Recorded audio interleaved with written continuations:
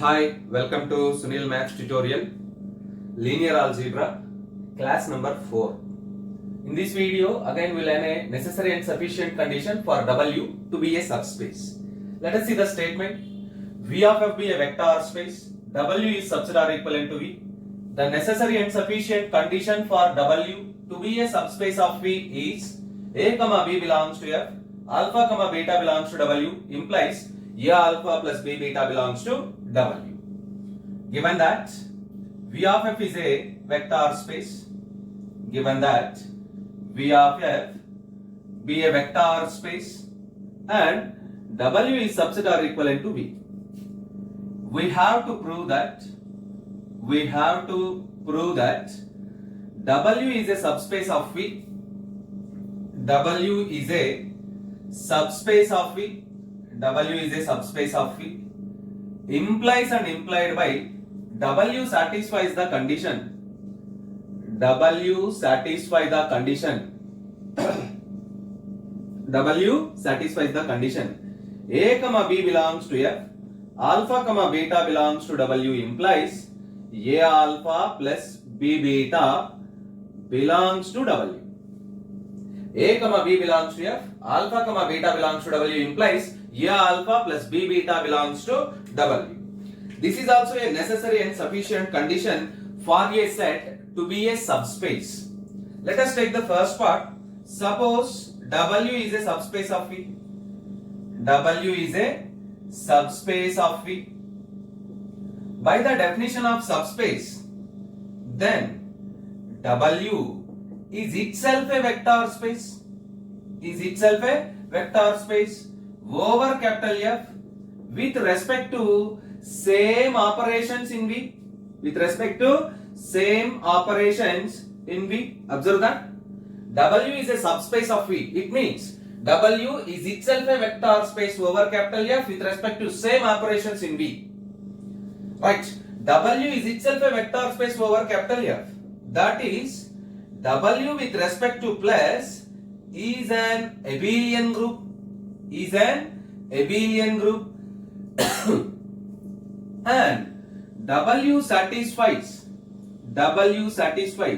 scalar multiplication property. You expand that scalar multiplication property. So right. Now take an element A belongs to F, alpha belongs to W implies A alpha belongs to W because W satisfies the scalar multiplication property. Again take another element B belongs to F, beta belongs to W. Apply the same scalar multiplication property, you get B beta belongs to W. You get B beta belongs to W. Now since A alpha, B beta belongs to W. W with respect to plus is an abelian group. W with respect to plus is an abelian group. Observe the closure axiom. Apply the closure axiom. Apply the closure axiom under addition.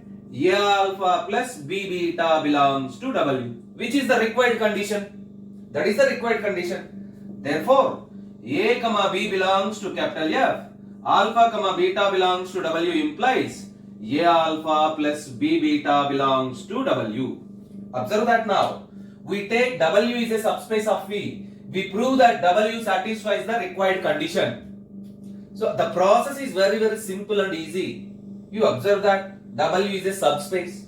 Every subspace is itself a vector space. Every vector space is an abelian group under addition and it satisfies the scalar multiplication property. Apply the scalar multiplication property twice for the elements A and alpha, B and beta. You get A alpha belongs to W, B beta belongs to W. We have two elements now. W with respect to plus is an abelian group. Apply the closure axiom. You get the required condition. A alpha plus B beta belongs to W. Right? Now we prove the converse part. Converse.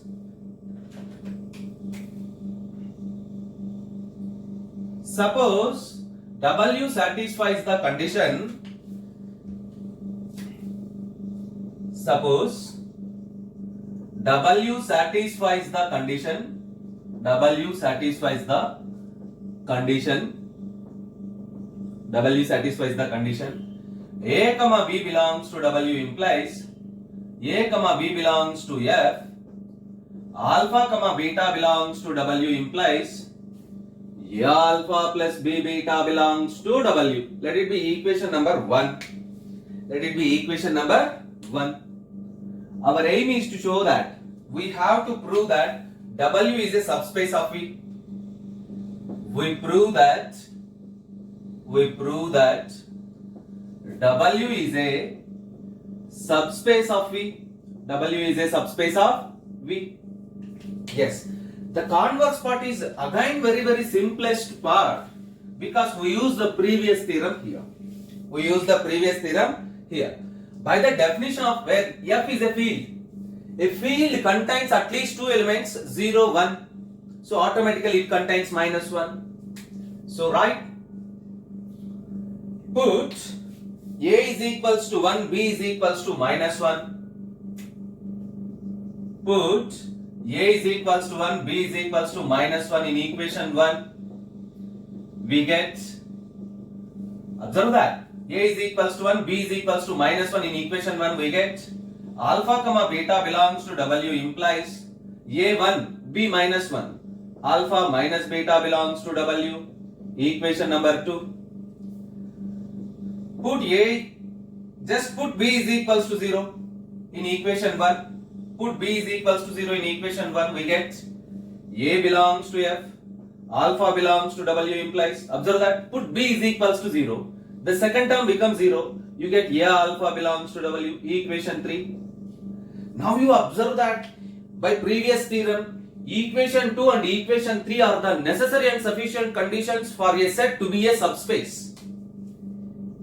We know that by previous theorem, we know that equation 2 and equation 3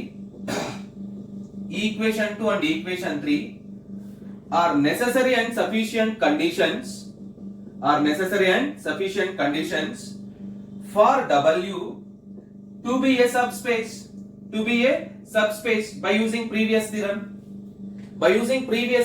2 and 3 are the necessary and sufficient conditions for W to be a subspace of V. Therefore, W is a subspace of V. V or V of F.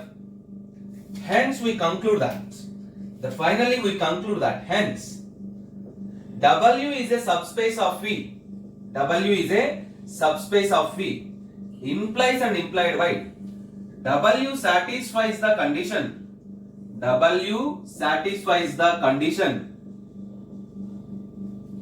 A comma B belongs to F. Alpha comma beta belongs to W implies A alpha plus B beta belongs to W, which is the required condition. This completes the proof.